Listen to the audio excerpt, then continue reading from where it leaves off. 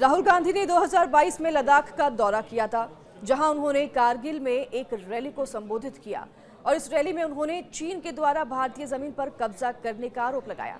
उनका दावा था कि चीन ने भारत के लगभग 4000 वर्ग किलोमीटर इलाके पर कब्जा कर रखा है। तो हाल ही में राहुल गांधी के इस बयान पर सुप्रीम कोर्ट की ओर से गंभीर प्रतिक्रिया सामने आई है।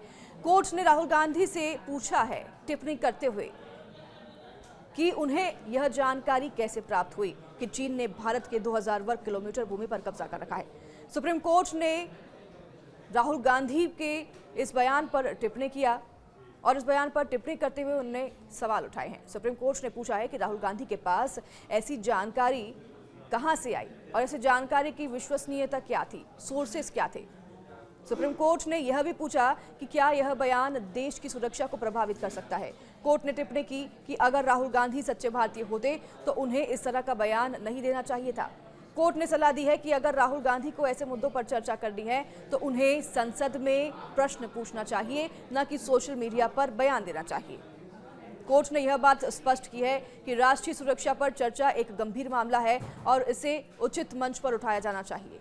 हालांकि सुप्रीम कोर्ट ने राहुल गांधी को सेना पर टिप्पणी के मामले में कुछ राहत भी दी है। उन्होंने राहुल गांधी की याचिका पर उत्तर प्रदेश सरकार और शिकायतकर्ता को नोटिस जारी किया है। इसके अलावा कोर्ट ने निचली अदालत में राहुल गांधी के खिलाफ चल रही कार्यवाही पर भी रोक लगा दी है। यह मामला आपको बता दें उस पृष्ठभूमि से जुड़ा हुआ है, उस वक्त का है जब 2020 में चीन ने ईस्टर्न लद्दाख में अपनी सेना की मौजूदगी बढ़ा दी थी।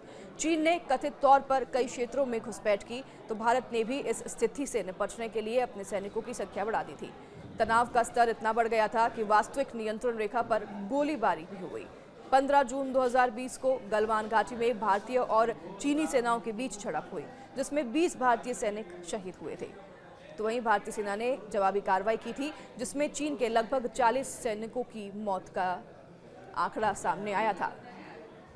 हालांकि राहुल गांधी के बयान और उसके बाद की सटीक टिप्पणी ने एक बार फिर से भारत चीन सीमाई विवाद की जटिलता को उजागर किया है। सुप्रीम कोर्ट की प्रतिक्रिया यह संकेत करती है कि राजनीतिक बयानबाजी के समय सतर्कता कितनी जरूरी है, खासकर जब बात राष्ट्रीय सुरक्षा की हो।